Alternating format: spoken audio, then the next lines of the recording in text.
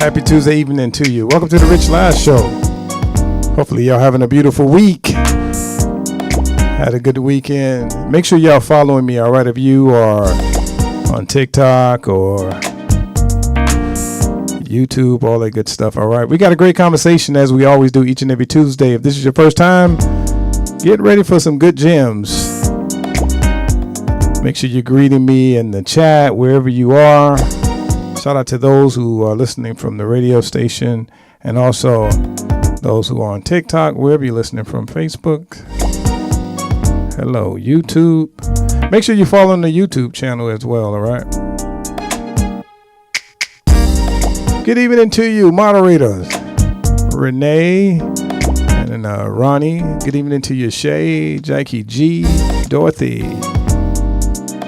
Everybody else, all right? Love a crowd, all right? So, hey, we're going to have a conversation today. I think it's going to be a good one. This one I need to hear from myself, and then also I think I could share it with you as well if you don't mind. I want to share it with you as well. Thank you, Shay. So take a second and go ahead and share the link and get some people in here. Let's talk about the conversation, all right?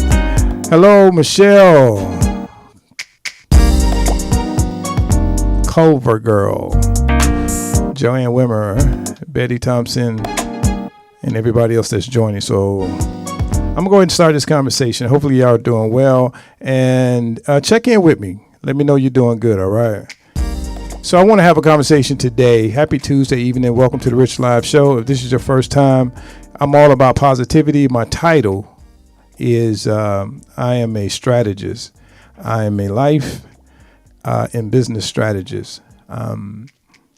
Some people call me coach, but I'm more of a strategist, which is, identifying things, appealing to the emotion of it and then providing solutions and strategies to overcome. So go ahead and share the link and let everybody know that I'm here, that we're on.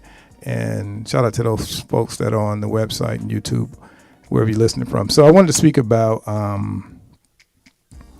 detoxing emotionally. Hey, Chill Lil, how you doing? So the conversation I want to talk about is detoxing emotionally detoxing. And I'm going to kind of delve into why it's important to detox emotionally and psychologically and mentally. And then we're going to get some steps on how to detox. And I think a lot of us walk around with so much luggage and so much resentment and pain and hurt and guilt and anger because we're not detoxing daily. We should be detoxing daily. Download the good part of your day and detox the rest of the good stuff. The bad stuff. Detox the bad stuff. Why is that important? Because, I believe that the only thing that we really, really, really fear is the future.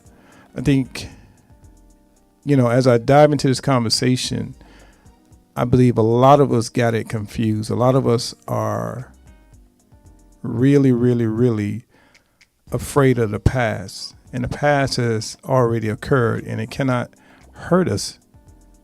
We just need to identify what occurred in the past, right?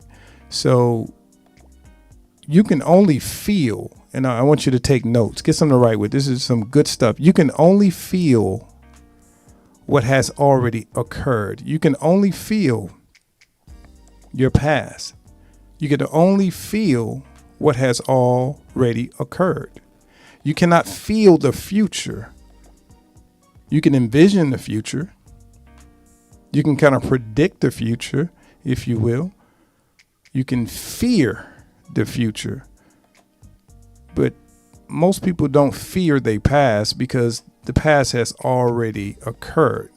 But we live in the trauma of the past, and our feelings are connected to what has already occurred. So if there's trauma, if there's anything that you may have been through, losing a loved one, hurt, whatever kind of trauma you've been through, a lot of times we're carrying the feelings from the past.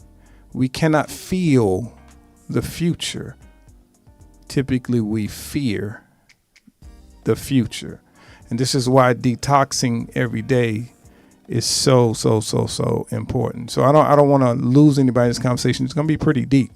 So now that I've identified that I believe that you cannot feel tomorrow because tomorrow has not occurred.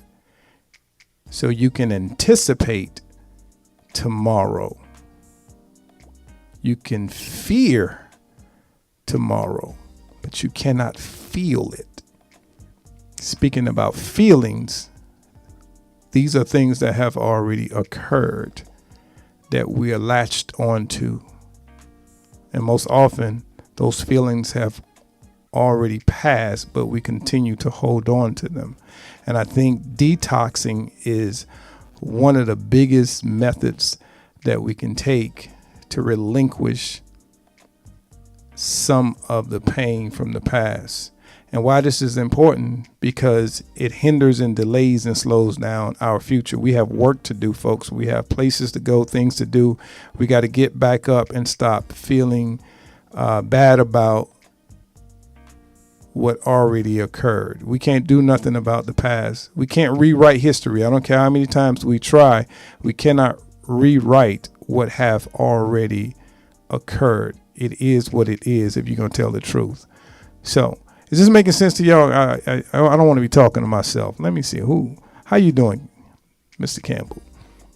Hey, Ronnie and everybody else that's on MSC. Yes.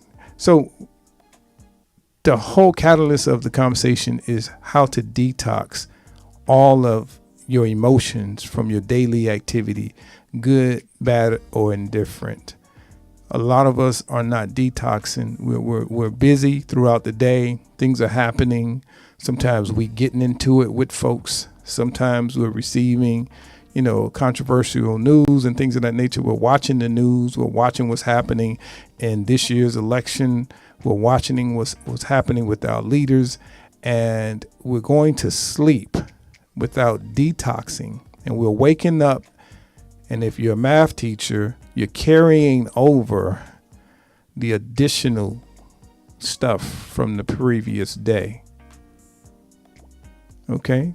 Can anybody relate to what I'm saying? I know somebody was going to be able to relate. How you doing, Joanne? It makes a lot of sense. Thank you. Thank you, Joanne. Dog had a doctor. She said, I went through the process of detoxing repeatedly. I think you should detox daily emotionally. I really do believe that you should detox emotionally every day. Because at some point throughout your travel, you've received some information via the news.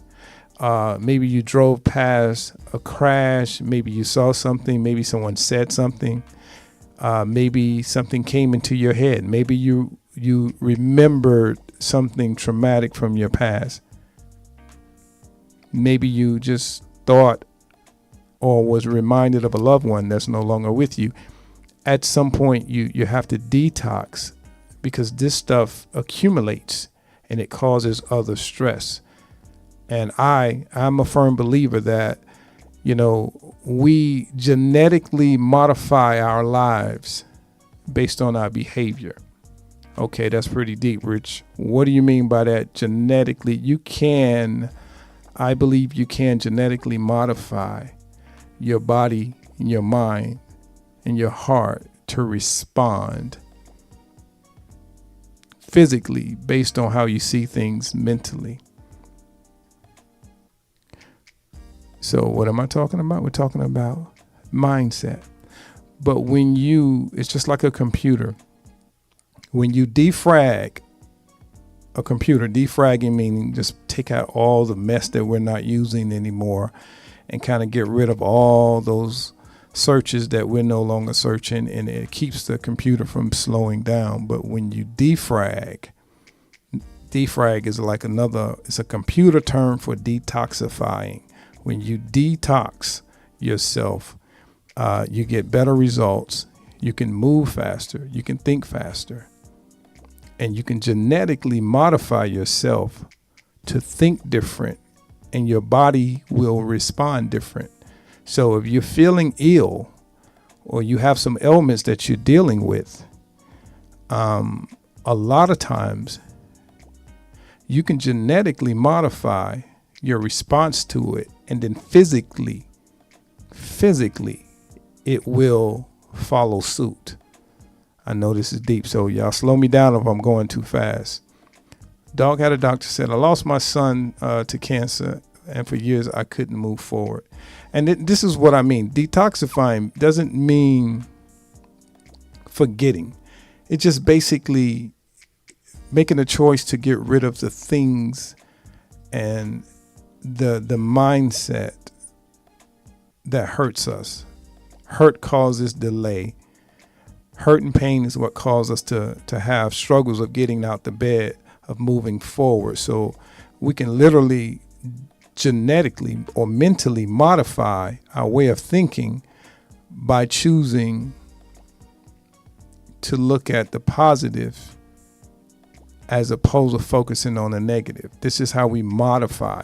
And when you start looking at the positive as opposed to focusing on the negative, you begin to modify your mindset. You begin to modify your way of thinking, and then your body begins to adapt genetically to what you're feeding it. All right. So I know I'm saying a lot. I'm dropping a lot of gems, and a lot of us have problems moving forward in life because we're not detoxifying ourselves from past experiences. A lot of us fear starting businesses, fear exercising. A lot of us are not doing what we can do in the future because of the history that we've adapted from the past. The trauma, the pain. So we anticipate that things will be bad. I give you an example, like exercising and running and losing weight and dieting, whatever you want to call it, or eating healthy or whatever it is. A lot of us don't get started on things that we really want to do with our lives because we've genetically modified ourselves to believe that it's difficult, that it's hard, that it's almost impossible, that we require so much to get there. And this is what I was saying about the future. How can you feel the future if the future has not occurred? You can only feel something that has happened or is currently happening. So why are we afraid of doing the things that we should do? Why are you afraid of getting on the track? Why are you afraid of going to the gym? Why are you afraid of starting your business? Why are you afraid of challenging yourself to find a different group of people to be part of your community? What are you feeling? Because you can't be feeling something that didn't tangibly happen at this point. So those feelings are derivative from what has already occurred that you're bringing into the future. Think about this. Most of us are afraid of a roller coaster because we are watching it from afar. And we're not feeling the roller coaster, but we're afraid if we're going to get on it because we're thinking about the future, but we really don't have any feelings. These are like pseudo feelings. Like, there are people that are literally sick because they think they are. You can will yourself to live, and you can also will yourself to die. We feel pseudo pain that may not exist because we so much believe that we can feel what has not occurred. A lot of us can identify with this as anxiety. Anxiety is kind of like the same thing. It's the potential of what could happen, but not what has already occurred. And this is what I believe calls anxiety. It's the fear of something happening that has not occurred. All right, let me read some of these comments. Let me read some of these. How you doing, Deborah? Good to see you. She said, I don't know if this was part of my detox, but I would get signs from him letting me know he was okay. I'm not sure. You know what? We can get some of these pastors on here. That's a, I'm good that you can, still connect with your son. I don't know if that's part of the detox, but it's your perception on how you choose to receive the information of remembering your son that passed away. So if it's in a good light that you're remembering him and not remembering the tragedy of what may have taken his life, that's a good way of detoxing from the pain so that it doesn't hinder our future. Is that making sense? Hello, Lady CK.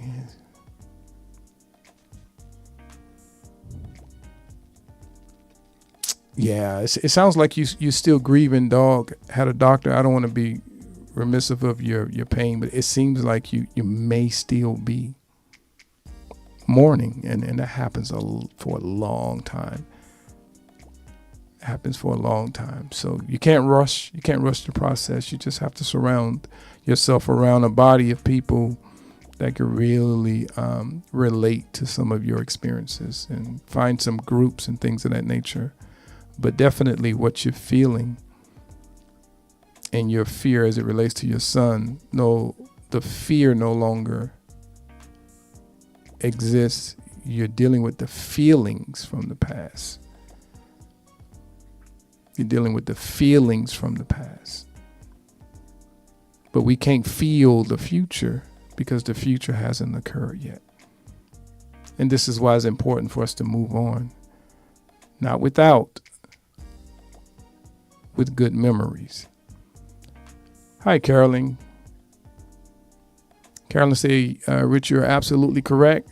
We have empty our brains often because of all of I didn't see the rest of it.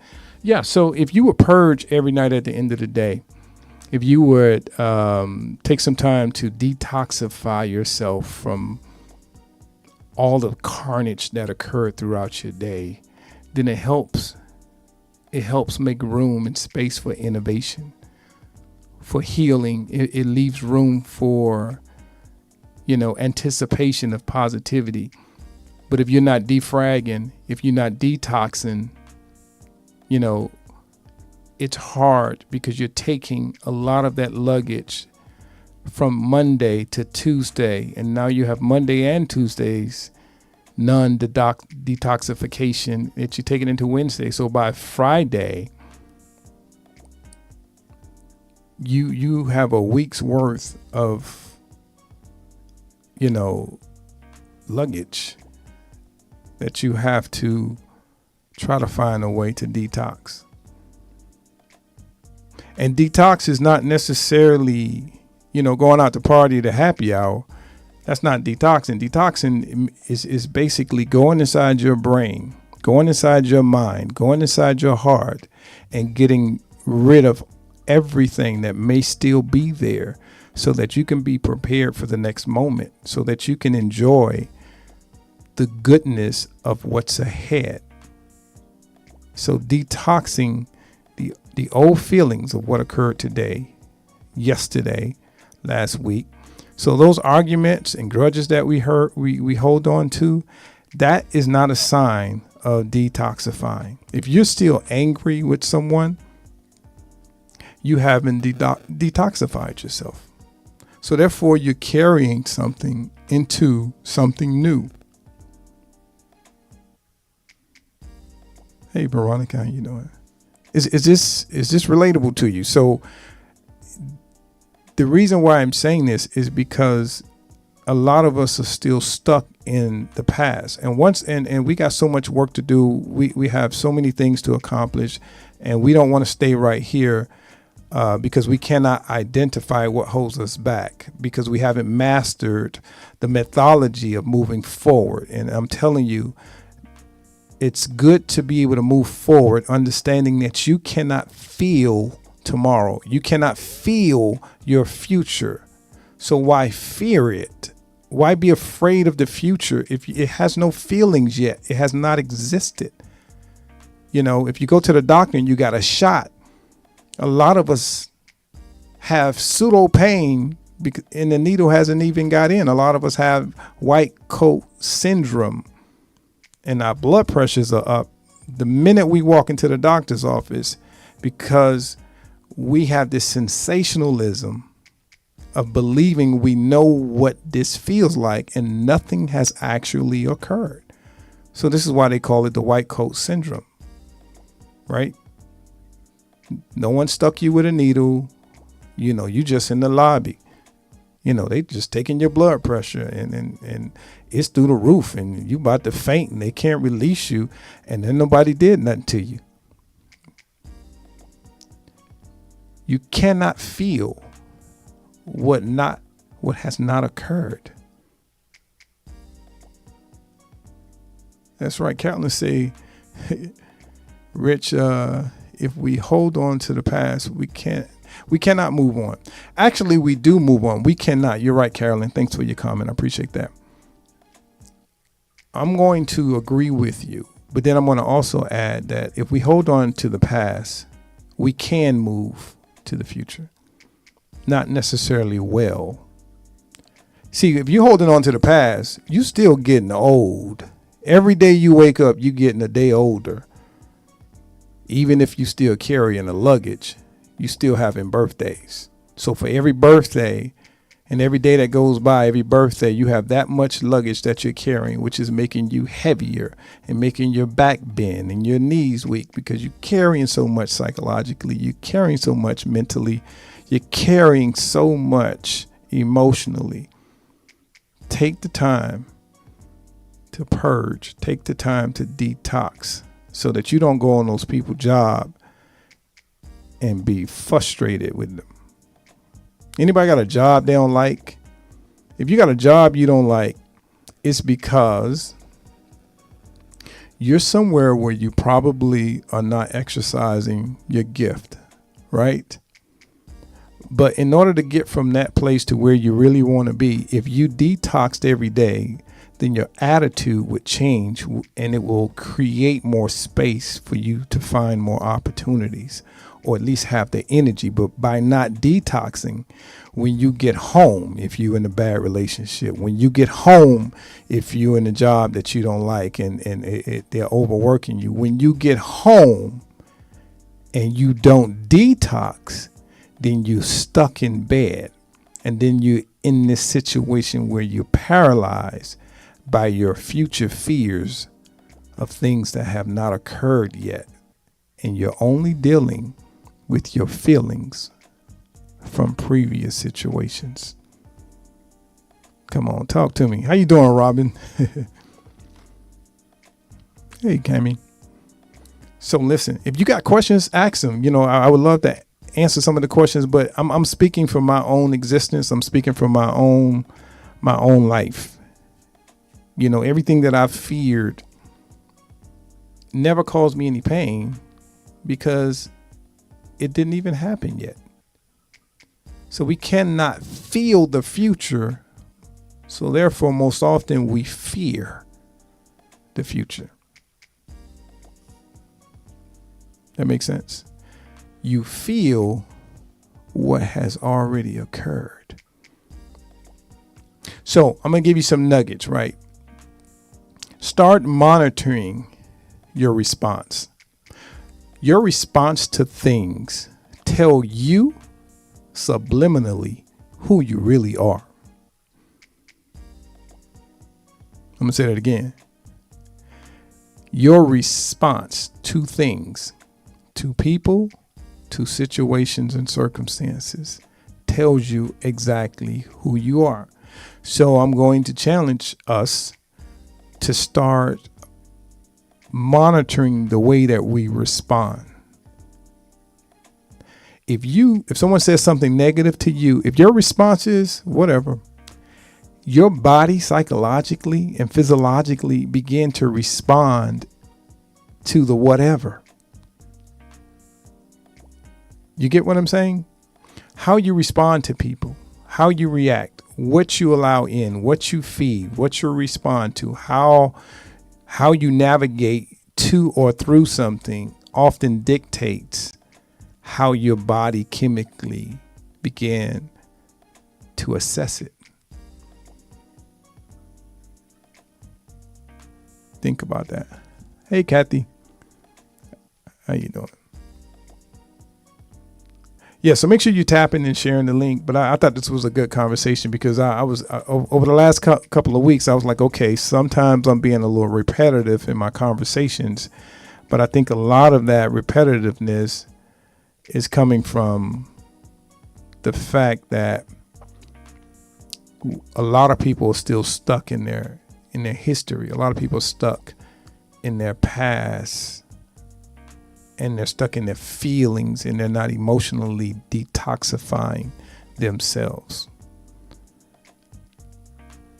And in order to get to the next level, in order to move past whatever it is that we're dealing with, to get up out of bed, to be able to move, to not be, grudgeful when we're going to work and we may not like our jobs or whatever the case that we're going through, a lot of that is because we haven't defragged.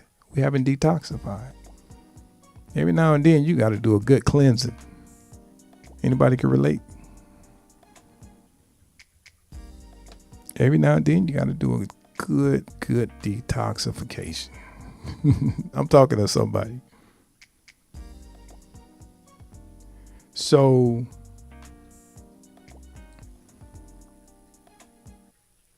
I'm going to talk about family for a minute. And I'm going to give you some facts. Listen, a lot of us have toxic family relationships. A lot of us have toxic personal relationships.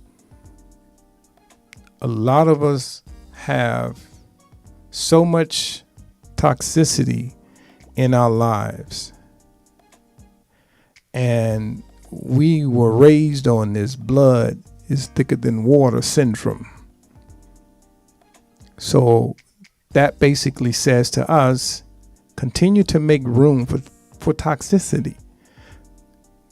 You've got to defrag. You've got to get rid. You got to detox. Because you don't get to choose your family. You don't get to choose the people that are related to you. So when they're toxic, you hear things like, but that's still your mother, but that's still your father, that's still your sister, that's still your brother, y'all still family. And see, especially for the African American households, we were born and raised and bred to believe that is still. So regardless of how much toxicity that it puts into my system, my brain, my state of mind, I have to continue to endure because they taught me that blood is more important than anything else. If anybody's on dialysis, we know that even blood needs to be detoxified. And this is why they clean it in dialysis. So ask yourself, what kind of toxic do you have in your life? They're not getting rid of the blood. They're cleansing it and putting it back. What's running through your life that needs to be cleansed and put back, or cleansed and left out? Think about that.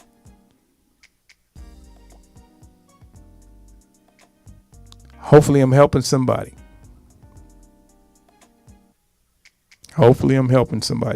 See, we have to understand that, anything toxic for a long period of time becomes cancerous. And we know the story of cancer because it spreads, and it's just not a good thing. But it starts from, negative toxins that are in our body. See, we were not really meant to ingest so many toxic relationships and so many toxic situations. A lot of us, we're just not built for that. But we genetically modified ourselves to be able to deal with it because someone told us we should. You should stay married. You should stay in this situation. Girl, work it out. Work through it. You know what I'm saying? So we're raised on that society of stay in the toxic and then live better with toxic. It is hard to have a healthy heart, a healthy liver, a healthy pancreas, a healthy body, a healthy life if you feel like I got to keep the toxic in it. No, it's killing you.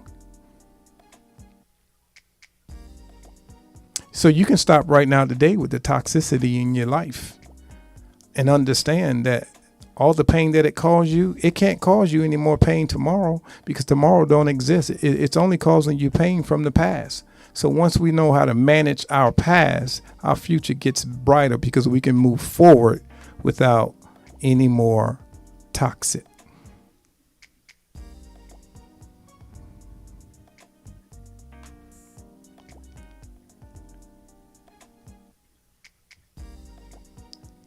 I guess you say, Doc said, I don't believe that. I take a truthful approach to family. Some don't bother me because of, yeah, okay, that's good. So self-care, part of self-care is detoxifying yourself on a daily basis, purging, downloading the data from your day, understanding that you do not, this is not carry one over. Take days as individuals. And if you have enough good ones, then it'll be a great year. But understand that every day has to be a single day. We can't deal with tomorrow until we get through today. So we get through today, we make it home from our prospective places, kind of detoxify what's negative, and this will alleviate all the toxins. You know, I see so many people walking around angry. You know, you go to a restaurant or you go to a store, and people act like they hate their jobs. They act like they hate their lives. They act like they're just miserable people. And I know that these people are toxic because something's going on in their life that they're not getting rid of. And now I have to deal with it. Hey, Bruni said, write the strongholds and eviction letter and set yourself free of it. Wow, you sound like a counselor. That is a good thing. So Kathy says, that's good advice, Bruni. Thank you. What if the toxic person is your own adult child? It applies to everything and everybody. How do you deal with that? You detoxify yourself.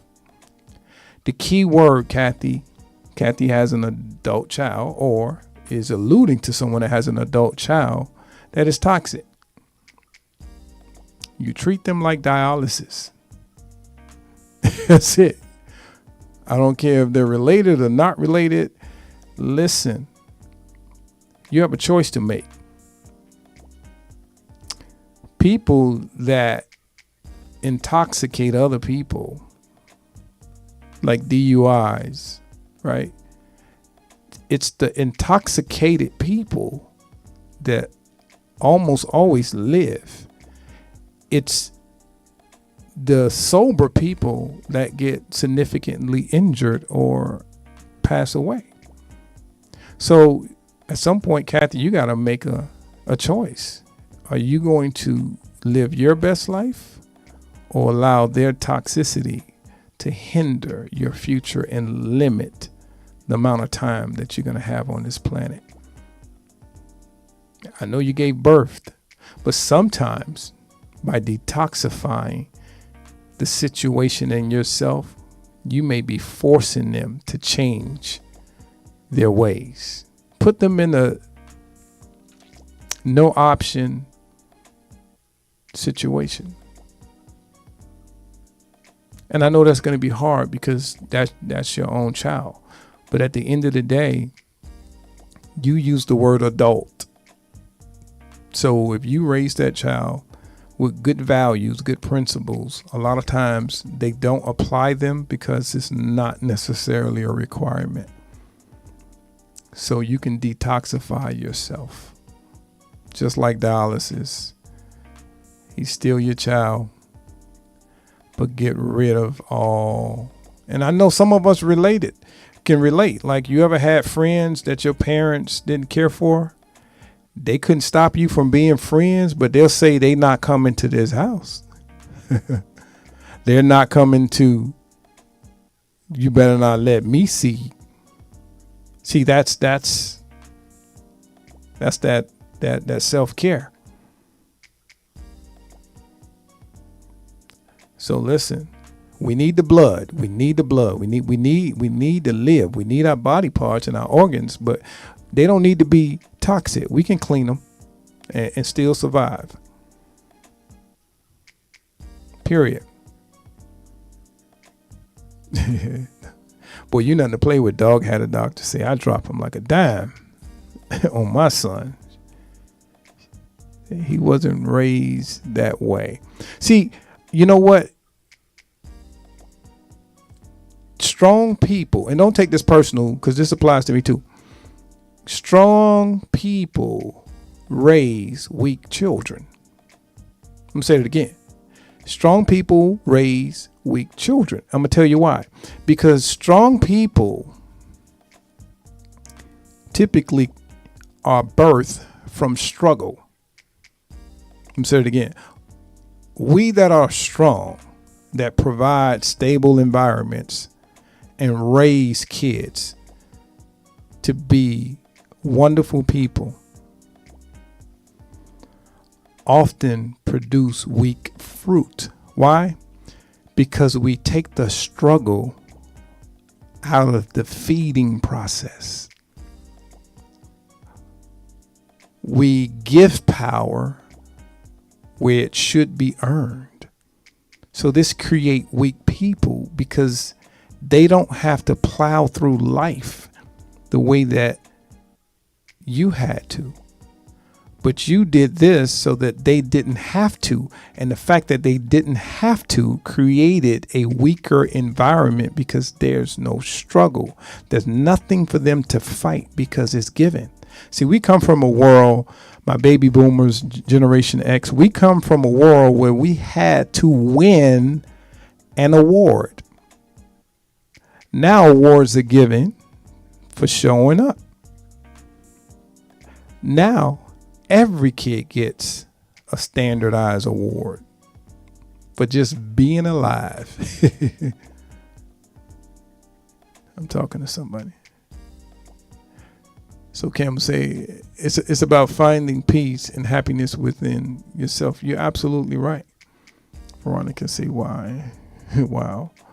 Yeah, so this is true. I believe that strong people produce weak fruit. And I think what happens when you create weak fruit, then in lieu of the fruit that you bear taking care of you in your elderly age, you're still taking care of the fruit. So then, stay with me, because strong person like you produced a weak fruit. Now that weak fruit will be weak, and then their kids would have to be strong because their weak will create a struggle for their generation, creating a strong generation. So basically, in my opinion, every other generation will be extremely successful, but every generation in between will be extremely weak. So for every successful generation, I give you an example. Let's take LeBron James. Came from struggle, hardship, pain, the hood. He had to play his life out of his community. He had to play for his life. He had to play to buy his mama a house, to get him out the hood. Struggle. Then he produced Bronny. Bronny has no idea what that looks like. I'm not saying he's not a great athlete, but I'm saying I don't think he could be LeBron James, because LeBron James was playing for his life. His son is playing as an option. Strong people produce weak fruit. And then the next generation will be stronger. And then the next one will be weaker. And then the next one will be stronger. Listen, this is just my opinion. This is my opinion. How, Lady CK's, we don't let them experience the things in life that they need to experience. Yes, because we know what that felt like and we don't want to see them experience it. So we prevent it and we pay for it and we nurture it. And therefore they have absolutely zero conflict resolution skills, zero coping skills. See, the era where I came from, your lights went off as a child. It was fun. Lights go off, man. We'll get a match. Let's light some candles. Let's play some cards, right? So for my generation, Generation X, baby boomers, lights went out. We had fun. This generation, internet goes out. They need counseling. Let there be no Wi-Fi in the world for 1 hour and watch how many crisis units at the hospital. Watch how their count go up. They cannot cope without internet. And we used to have to go without lights and had fun. Come on now. Y'all know what I'm talking about. So listen, not to get too far off the topic, but the reason for this conversation was for us to understand that your past has already occurred.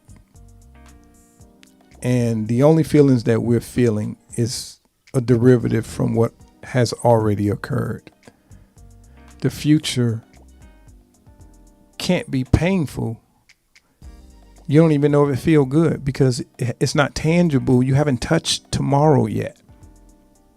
So don't be afraid of tomorrow. Take the chance.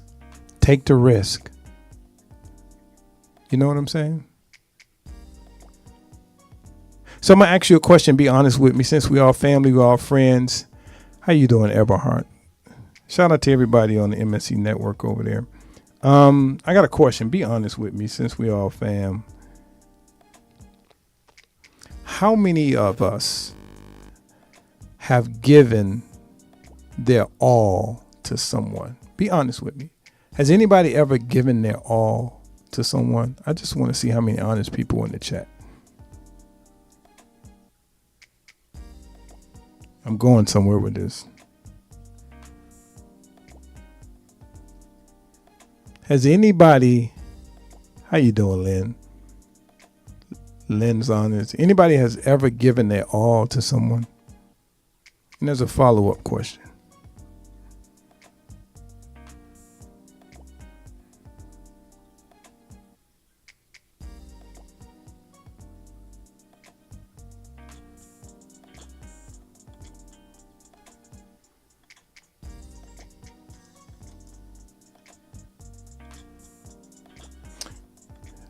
Just waiting on those answers to come in. Has anybody ever given their all to someone?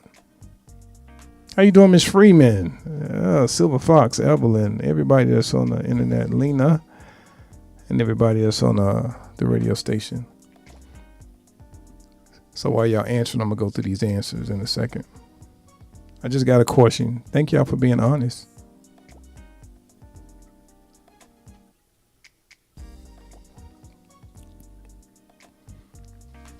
So for everybody that said, let me see how many people said yes. Campbell, Lynn, Bruni, all you folks.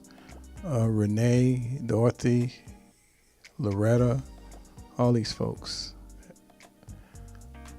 I know Miss Freeman and Evelyn and Sharon, prolifically, with reason. Lady CK, yes.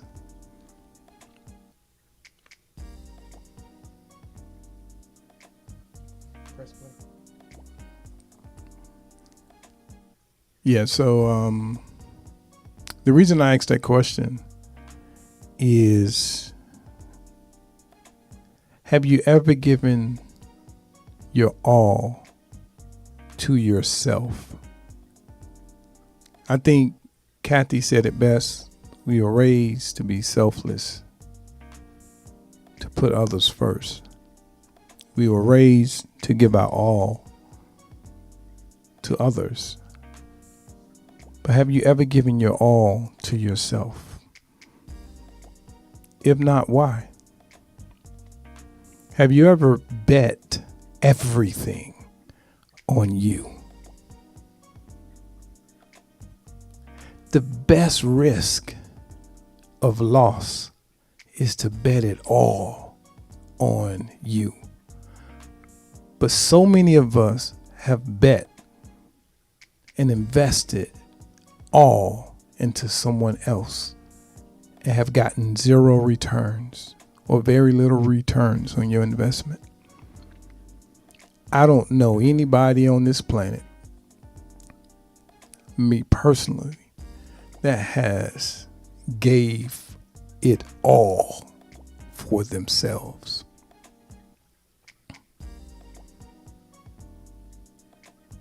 Think about that.